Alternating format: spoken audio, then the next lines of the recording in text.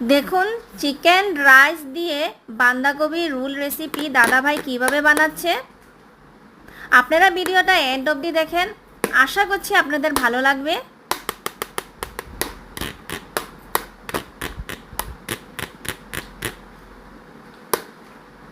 তো দেখেছেন পেঁয়াজ কুচি, ধনিয়া কুচি, মরিচ কুচি, রসুন কুচি সমস্তগুলা কুচি কুচি করে কেটে নিয়েছে। এদিকে মাংস নিয়েছে, সমস্তগুলা ঢেলে দিয়েছে, সমস্ত রকমের মশলা ঢেলে দিয়েছে, চাউল দিয়েছে, তেল দিয়েছে। এদিকে বাঁধাকপিটাকে বয়েল করে নিয়েছে, এখন রোল বানিয়ে নিল।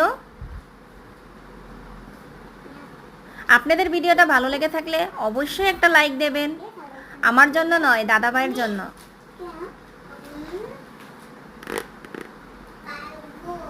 তো চিকেন রাইস বাঁধাকপির রোল রেসিপি